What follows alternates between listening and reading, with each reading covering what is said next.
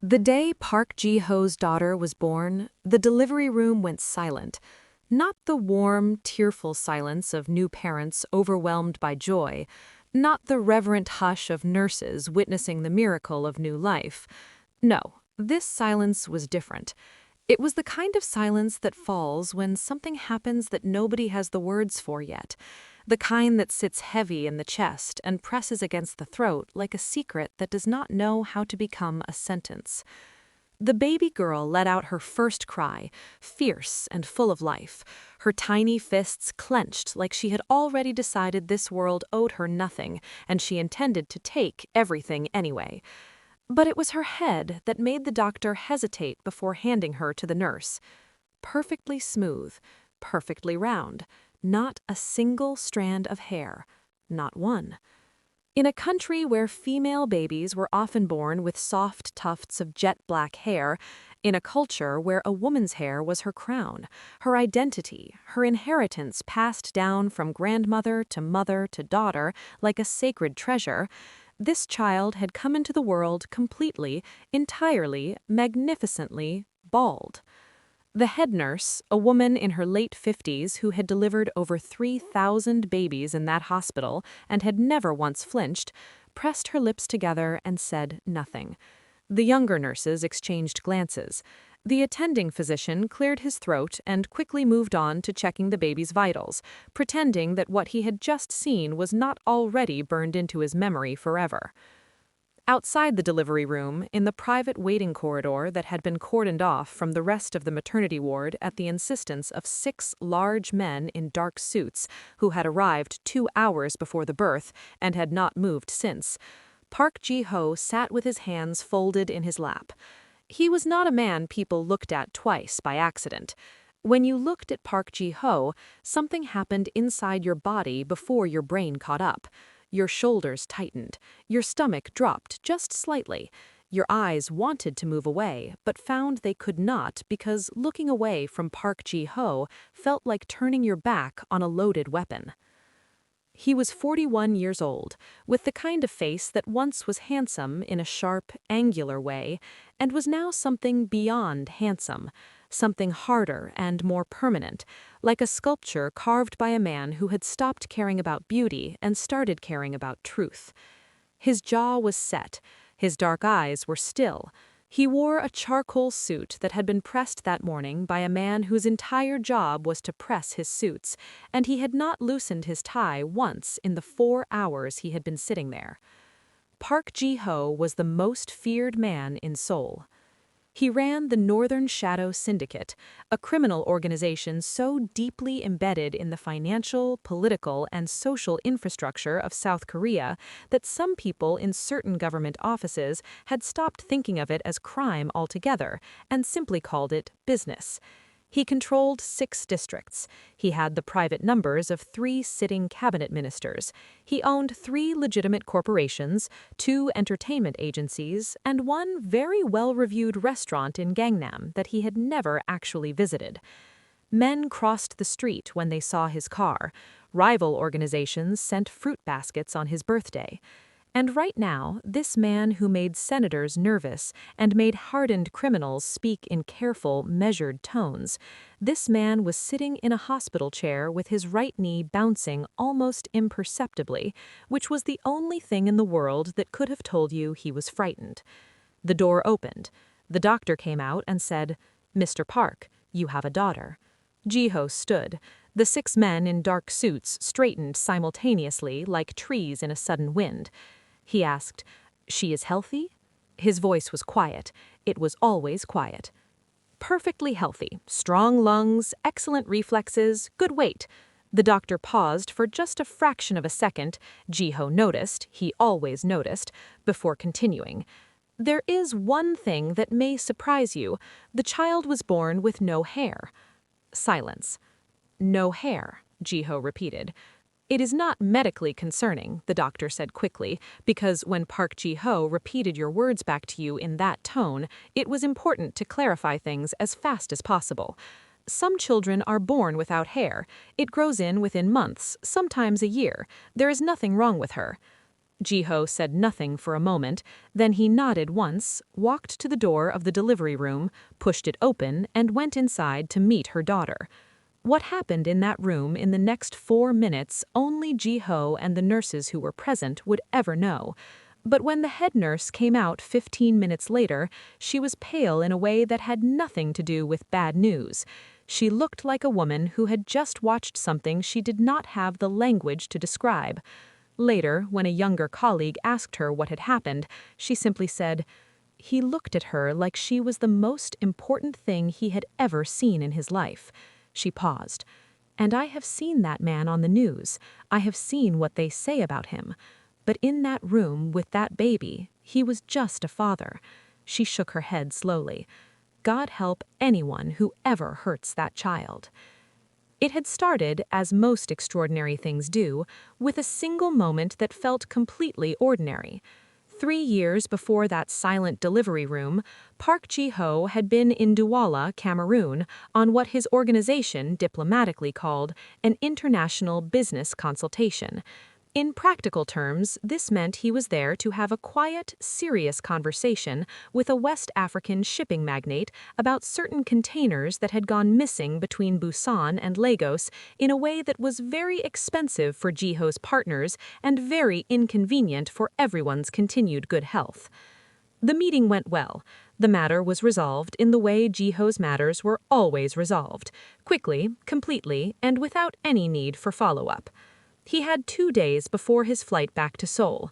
His associate, a shark-minded Korean Cameroonian man named Marcus, who had been liaising between the two organizations for 4 years, had offered to show him the city. Ji-ho almost said no. He did not typically see cities. He saw meeting rooms, hotel lobbies, the backs of cars. Cities were for other people.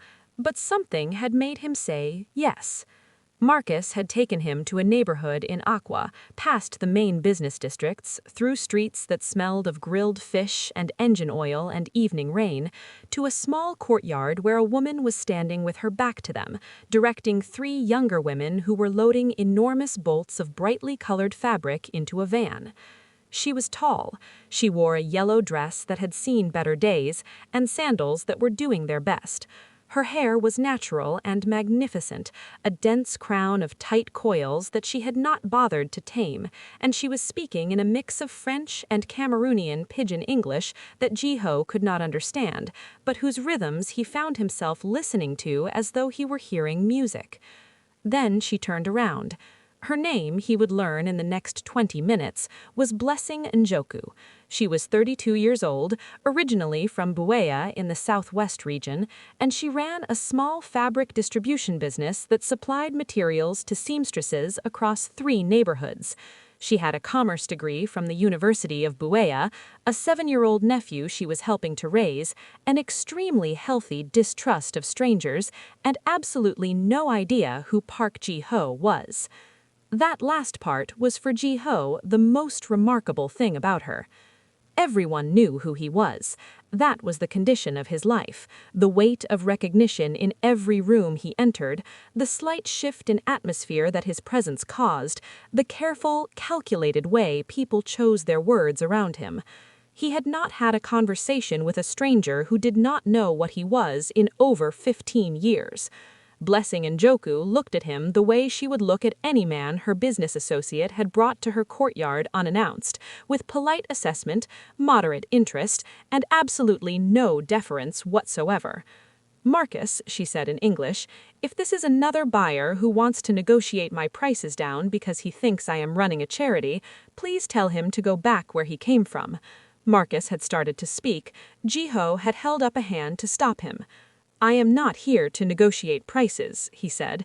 His English was careful, precise, accented. She had looked at him for a long moment with eyes that were doing a thorough and unsentimental job of evaluating him. "Why?" she asked.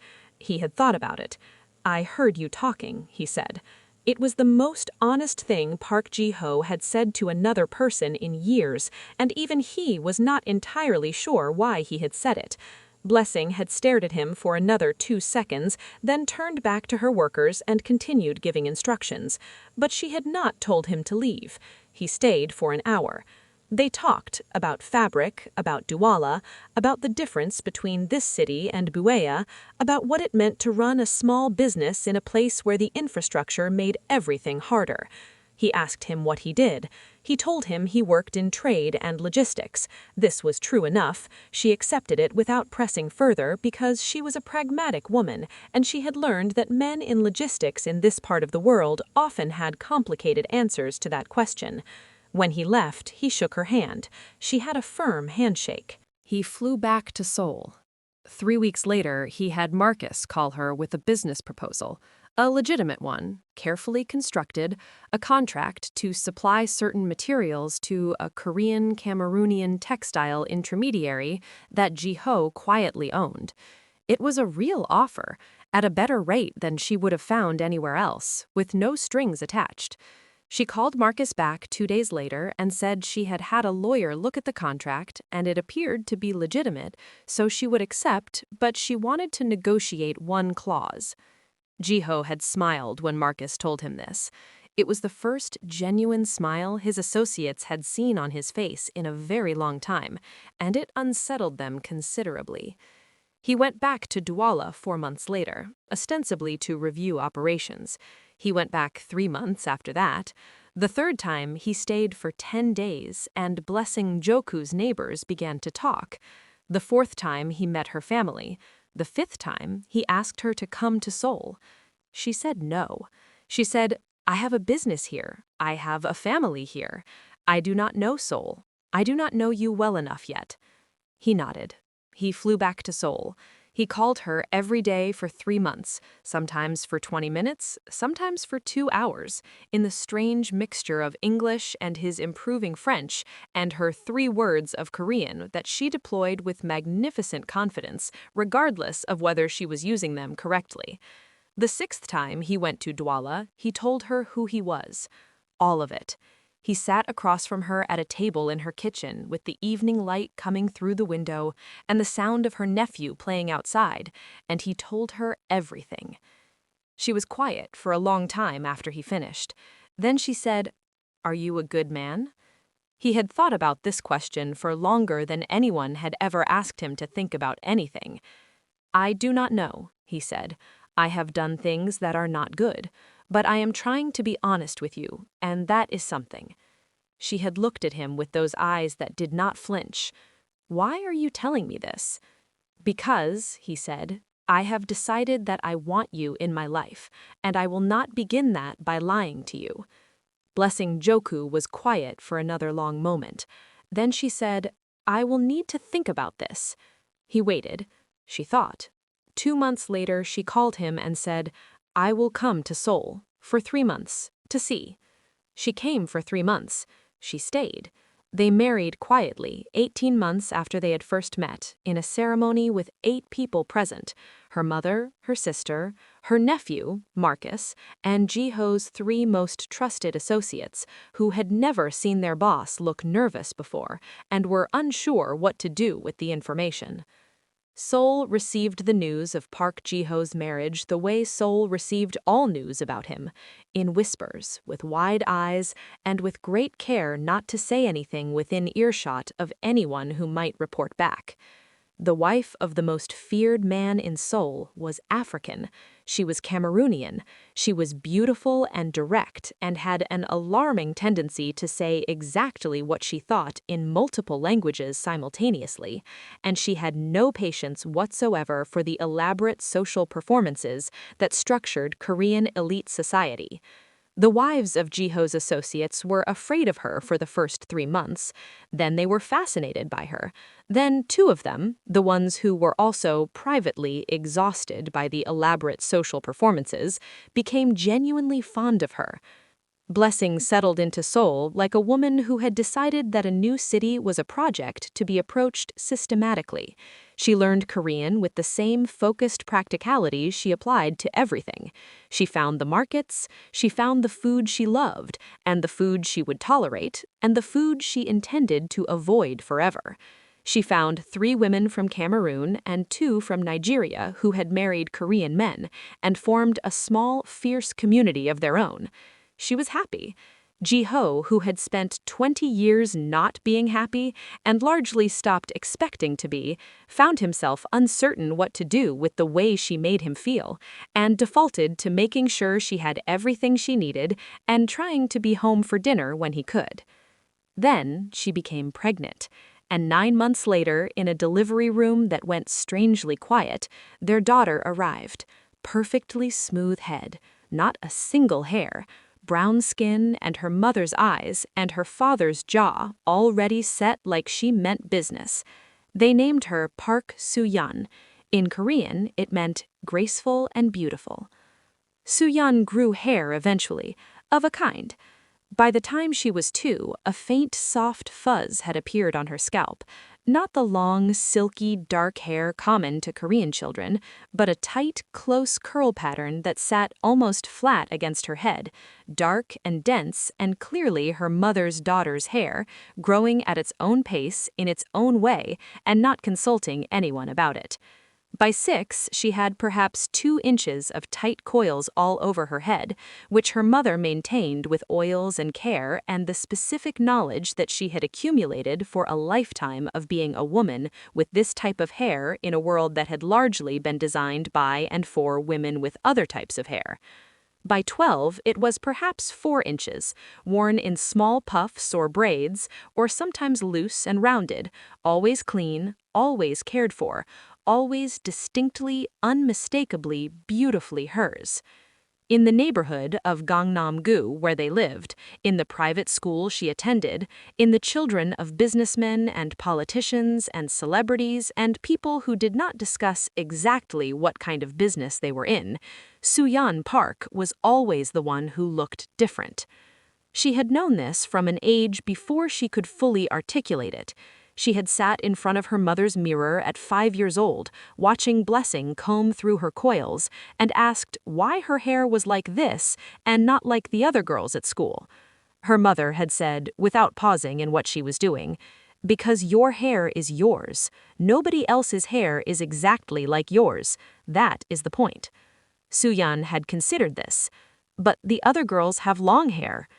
Some of them will cut it. Some of them will regret the long hair. Some of them will spend their whole lives doing things to their hair that it does not want to do, and being unhappy because it does not do them. You will not have that problem. What is my problem? Her mother had looked at her in the mirror for a moment with those honest eyes. People will say things, because people always say things about what they do not understand. And it will hurt sometimes. But Soo-Yeon, do you know what hurting means? What? It means you still care. It means they have not beaten you yet. She had filed this with the particular thoroughness of a child who was already learning how to survive. Elementary school had been manageable. Children at that age had not yet developed the specific, targeted cruelty that came later. They would stare, sometimes touch her hair without asking, ask questions that were rude in the way that only children's questions can be both completely sincere and completely devastating simultaneously. But the teachers intervened. Other children sometimes sided with her. The cruelty had edges, but not yet teeth. Middle school was harder. Middle school was always harder for everyone, and for those who were different in visible ways, it was harder still. By the time she started high school at Gangnam Elite Academy, a private institution attended by the children of Seoul's most powerful families, and notable for its rigorous academics, its astronomical tuition, and its elaborate, vicious social hierarchy that its student body maintained with the dedication of people who understood, even at 16, that the connections made in these hallways would shape the rest of their lives. Soo-Yeon Park had developed a quietness about her. Not shyness, not weakness, something more deliberate, the quietness of someone who decided to observe carefully before choosing what to show the world. She was, by any measure, remarkable to look at.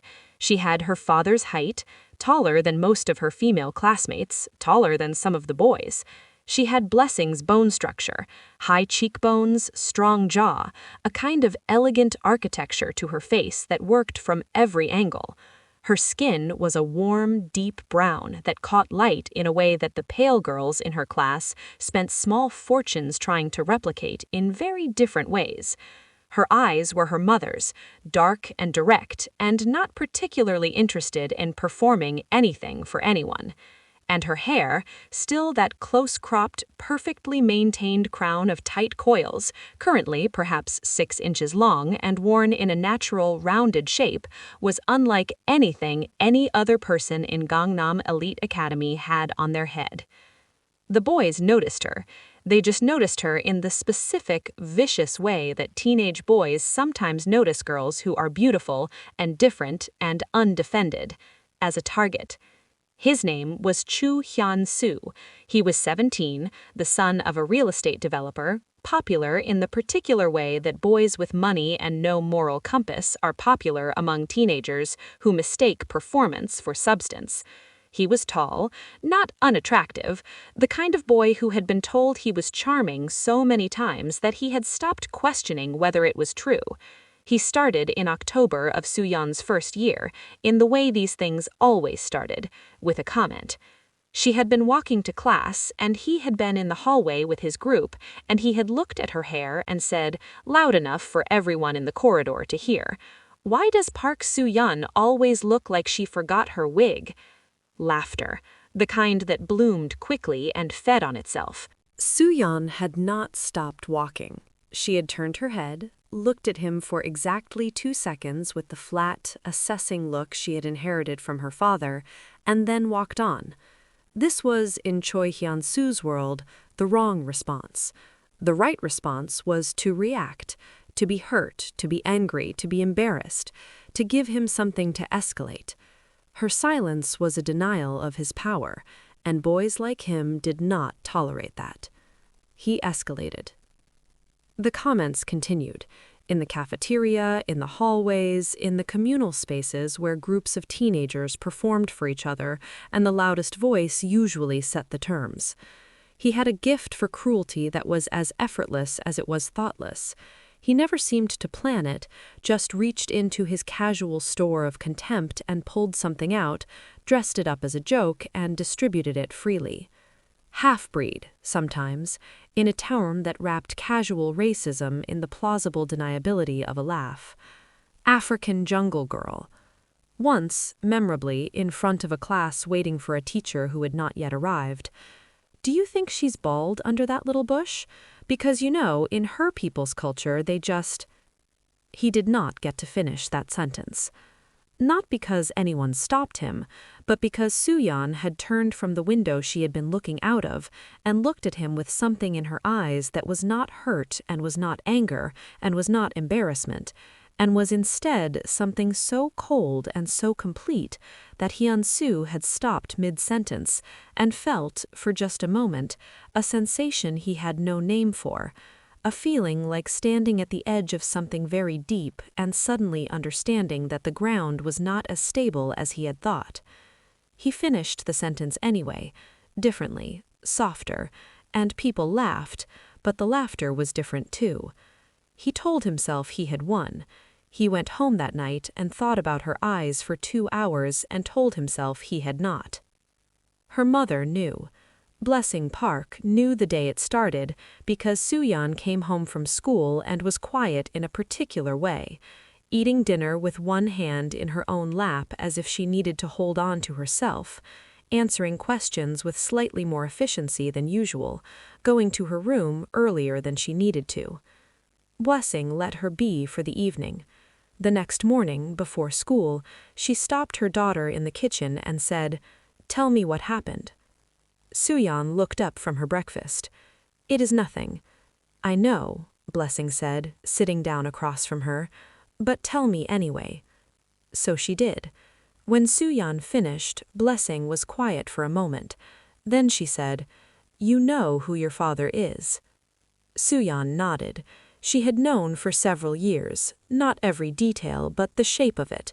The suits, the men, the way rooms changed when her father entered them. He had told her, at 13, in his careful, honest way, that he worked in things that were sometimes not legal, and that she should understand what that meant and she should decide for herself what she thought of it. He had told her that she would never be asked to be part of it, but she should know what it was. She had taken it in, processed it, and loved her father anyway, which was the most Korean and also the most Cameroonian thing she could have done, and both of them knew it. "Yes," she said, "I know." "Then you know," Blessing said, "that you have power that these children cannot imagine, not because of your father, because of you, what you carry, what you know, what you are being built to be." She paused. "But that power is yours. You do not use your father as a weapon. You do not need to. And you do not let these boys know they are hurting you, because the moment they know, they have already half won." "And the other half?" Soo-Yeon asked. Her mother smiled, a small private smile that her daughter had seen before and always found equal parts comforting and slightly frightening. "The other half," Blessing said, "takes care of itself, eventually." Jiho knew about the bullying 2 weeks after it started. He knew the way he knew most things, through information that came to him without being asked for, from people who understood that their continued health depended on his continued satisfaction. One of the school's security staff was on a retainer that had nothing to do with the school. One of the teachers was a former associate. The school principal had received certain assistance 5 years ago that had never been discussed but had never been forgotten. Jiho sat in his office in Yeouido, looked at the file that had been prepared for him, class schedule, photo, family background, home address, and was quiet for a very long time. His most trusted associate, a man named Kim Dong-won who had been with him for 18 years and was one of perhaps 4 people on Earth who could read Jiho's silences with any accuracy, sat on the other side of the desk and watched his boss's face with careful attention. Jiho closed the file. "Nothing," he said. Dong-won waited. "Nothing happens to him. Nothing happens to his family. Nothing happens in connection with my daughter at that school." Dong-won said, carefully, "I understand. May I ask why?" "Because she is handling it herself, and she needs to be allowed to." He paused. "But I want information every 2 weeks, and if it escalates—" He stopped, opened the file again, briefly, looked at the photo, closed it. "If it escalates, come to me first, before anyone does anything." "Of course," Dong-won said. Jiho was quiet for another moment, then very quietly he said, "He called her half-breed." Dong-won said nothing. "Note it," Jiho said. Dong-won noted it. What Choi Hyun-soo did not know, what almost no one at Gangnam Elite Academy knew, because that was precisely the point, was that Park Soo-yeon's father was not simply a wealthy businessman. Wealth was ordinary. Half the students at that school had wealthy fathers. Wealth in Seoul meant you could get a reservation at a good restaurant. It meant your driver picked you up at the front instead of the back. It meant very little in the end, in terms of the actual structure of the world. What Park Ji-ho had was different from wealth. It was closer to weather, something that shaped conditions, that moved things, that existed before you and would exist after you, and against which individual choices were largely meaningless. The other students at Gangnam Elite Academy had wealthy fathers, some had powerful fathers, a few had fathers who were quietly afraid. Soo-Yeon Park had a father for whom powerful fathers were quietly afraid. But she carried this the way her father had taught her to carry everything, with absolute stillness. She did not announce it, she did not hint at it. She went to school and she sat in her classes, and she ate in the cafeteria, and she walked the hallways with her quiet, straight-backed, entirely unbothered grace, and she gave Choi Hyun-soo exactly what he deserved, which was nothing. She had one friend. Her name was Lee Ji-eun, the daughter of a surgeon, a small, precise girl who wore her feelings close to the surface, and befriended Soo-Yeon in the second week of school by sitting down across from her at lunch and saying, "I don't like Choi Hyun-soo either. He told my friend her news was too flat in front of our entire Korean lit class. I think he is a very small person in a tall body." Soo-Yeon had thought about this. "Lee Ji-eun," the girl said. "You're Park Soo-Yeon. Your Korean is extremely good." "My father is Korean," she said. "Right, obviously." Ji-eun picked up her chopsticks. "I like your hair. I've always wanted curly hair. Mine is completely straight and refuses to do anything interesting." Soo-Yeon had thought about this. "Thank you," she said. They had eaten lunch together every day since. Ji-eun asked her 3 months into their friendship, late one afternoon when they were studying in the library, speaking quietly, "Does it bother you, what he says?" Soo-Yeon continued highlighting her text for a moment. "Yes," she said. Ji-eun looked surprised. She expected more deflection. "It does," Soo-Yeon said. "Of course it does. He says things that are designed to hurt and they hit the places they are designed to hit." She paused. "But hurting and being defeated are different things." "Where did you get that from?" "My mother." Ji-eun was quiet for a moment. "Your mother seems extraordinary." "She is." "What about your father?" Soo-Yeon glanced up briefly and then back at her book. "My father is different." "Different how?" "He is a quiet man," Soo-Yeon said. "He does not say many things, but the things he says he means completely." She paused. "He came to my school play in first grade. He sat in the back. He wore a suit. All the other parents were in normal clothes. 3 of the teachers went pale when he walked in." She smiled slightly, a private smile that her daughter had seen before and always found equal parts comforting and slightly frightening. "He brought flowers. He had never bought flowers in his life. You could tell." Ji-eun stared at her. "That is the most terrifying or the most romantic thing I have ever heard." "It is both," Soo-Yeon said. "He is both." It happened on a Tuesday in March, in the second semester of Soo-Yeon's first year. The school had a parent-teacher evening, the kind where parents came in to discuss their children's progress, sit across from teachers in small chairs that were too small for adults, and perform the ritual of collaborative education with varying degrees of sincerity. Most parents came, some sent assistants, a few sent notes of apology via the school secretary. Park Ji-ho came himself. This was, in itself, unusual. He did not typically come to school events. He sent Blessing, who attended everything with the same systematic thoroughness she applied to all things, and who had, over the course of a year, mastered the specific social architecture of the other parents. Who was genuinely friendly, who was performing friendliness, who was cautious about her, and who was fascinated by her, with the accuracy of someone who had spent her whole life learning how to read rooms quickly. But that evening, Blessing had a conflict. Her nephew was in Seoul visiting, now 15, the boy she had partly raised, and he had had a bad few days and she did not want to leave him alone. So Ji-ho had said he would go. He arrived on time. He was dressed, as always, immaculately, dark suit, no tie this time, which was the closest thing to casual that Park Ji-ho possessed. He was accompanied by Dongwon, who waited outside in the corridor with the stillness of a man who had been trained to be forgettable and had mastered it.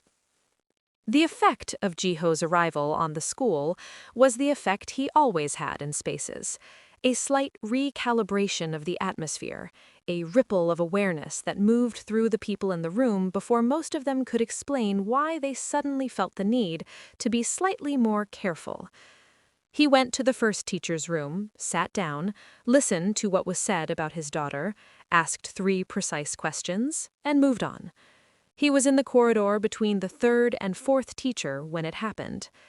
Choi Hyun-soo was there, in the hallway with his father, a broad, florid man in a suit that was expensive, but worn with the faint carelessness of someone who believed his money was more impressive than his taste.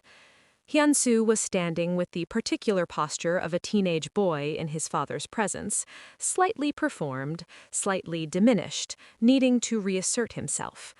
He saw Soo-Yeon first. She was coming from the opposite direction, with Ji-ho beside her.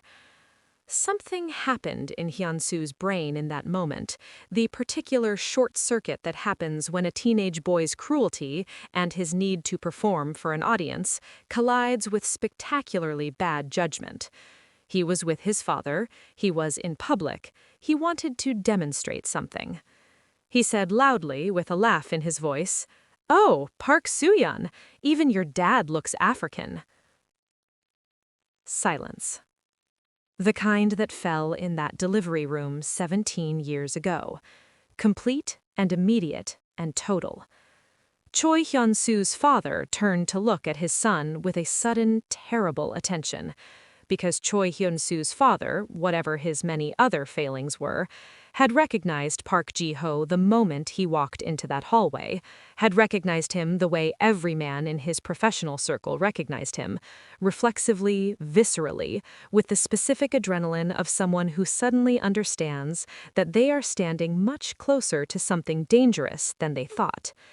And his son had just said that to this man's face about this man's daughter. Park Ji-ho had stopped walking. He was looking at Choi Hyun-soo, not with anger, not with visible emotion of any kind, just looking, with that still, complete attention that was his most dangerous feature, the kind of attention that made people feel, suddenly and entirely, that they had been fully seen.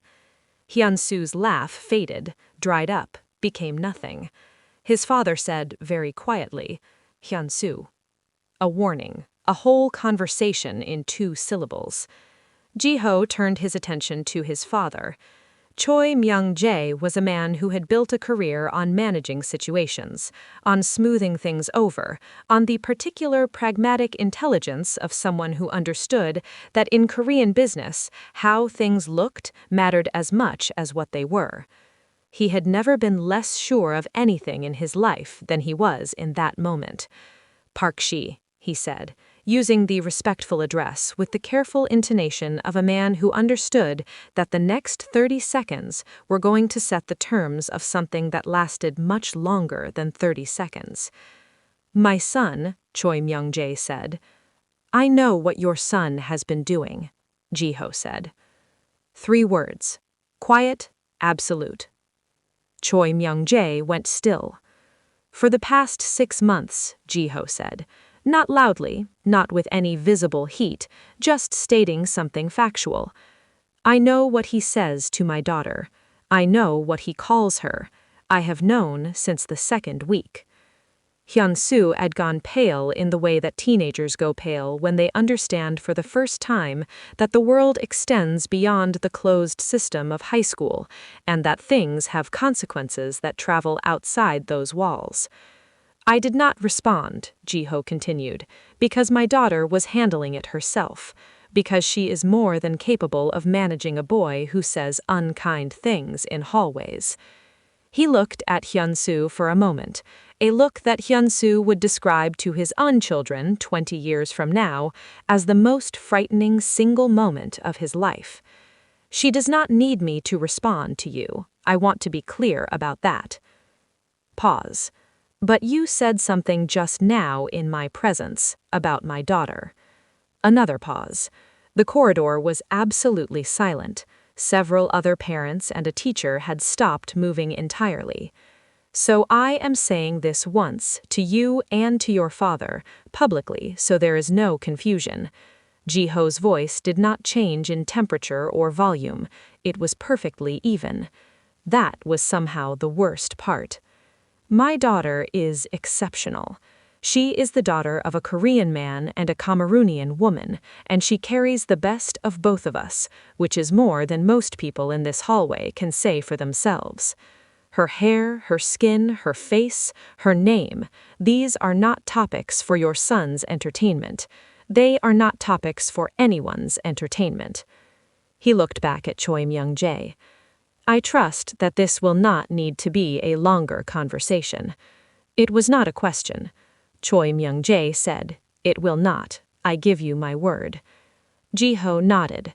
He turned to Soo-Yeon, who had been standing beside him throughout this, with the exact same composed, still expression she always wore, but with something in her eyes that Ji-ho caught for just a moment, something that was not quite surprise and not quite relief, but something between the two, and something that looked unmistakably like love. "Shall we?" he said to her, as if they were walking into an entirely ordinary room.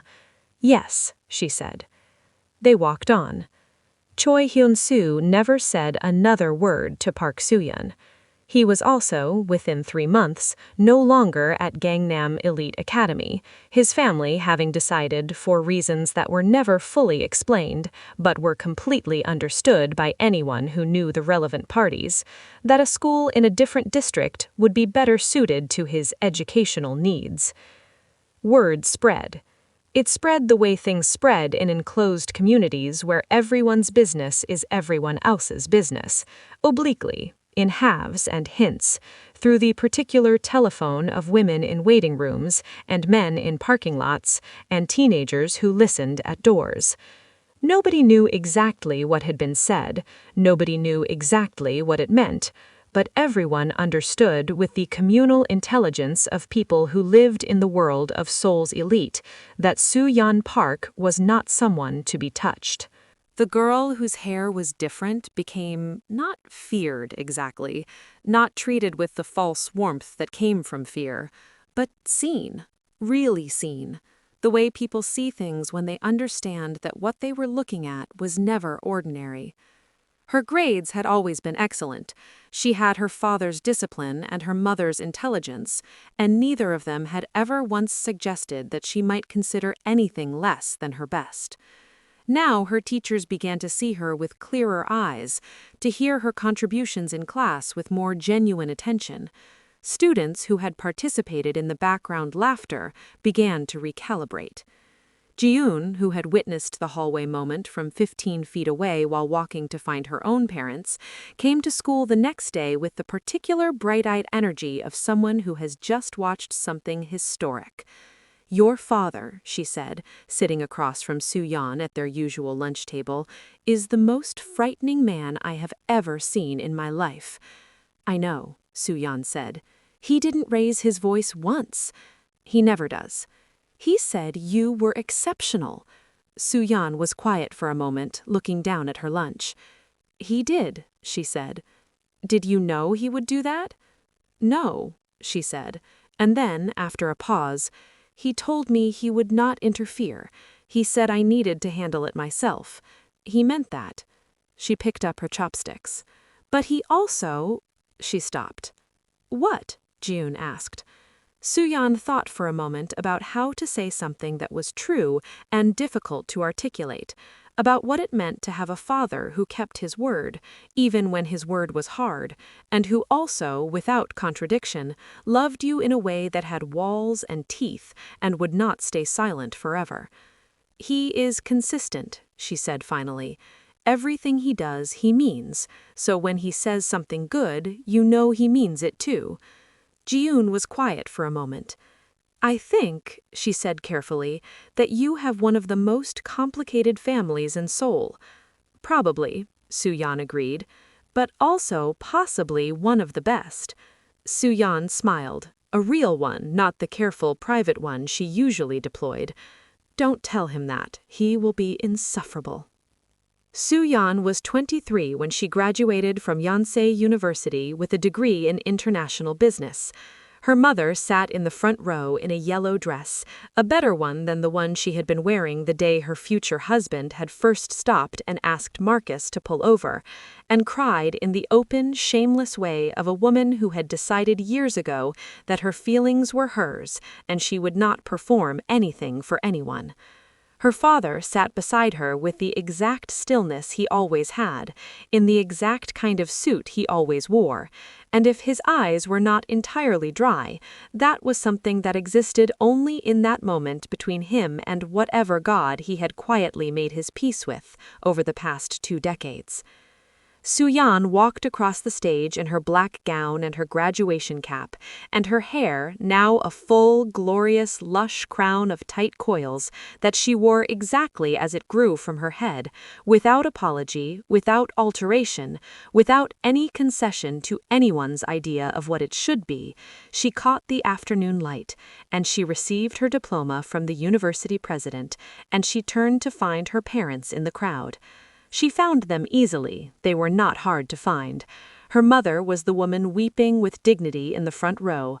Her father was the man beside her who sat like a sentence that had been completed. She held up her diploma. Her mother pressed both hands to her mouth. Her father, and this was seen by 3 people in the rows around them and retold in slightly different versions for years, nodded once.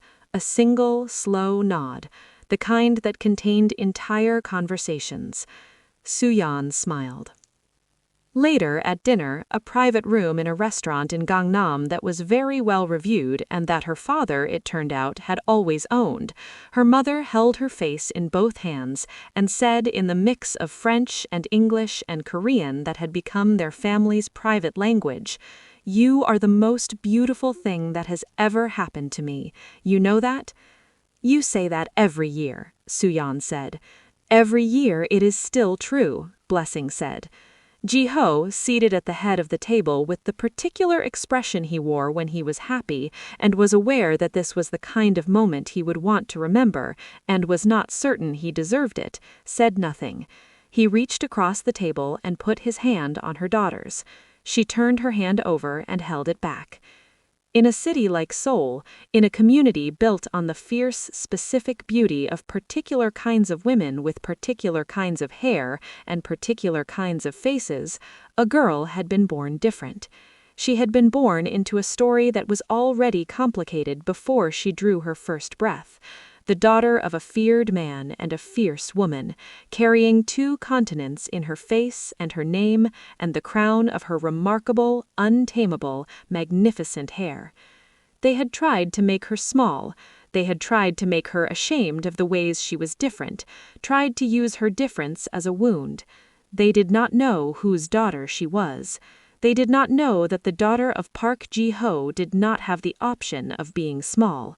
Not because of her father's fear and his power and the silence that fell when he walked into rooms, but because of what she had been taught, in kitchens and schoolrooms and dinner tables and late-night conversations, by a Korean father who had chosen honesty over performance, and by a Cameroonian mother who had built a life out of moving towards things that frightened her and refusing to let them win. She had been born bald in a land of long hair. She grew her own crown. It just looked different than anyone expected. And it was, by any measure, extraordinary. If this story moved you, if Soo-Yeon's strength touched your heart, if Blessing's wisdom made you think of your own mother, if Ji-ho's love for his daughter made you feel something real, then this channel is exactly where you belong. Hit that like button right now because this story deserves to be seen by every single person who has ever been told they were too different, too much, or not enough. Share this video with someone who needs to hear it today.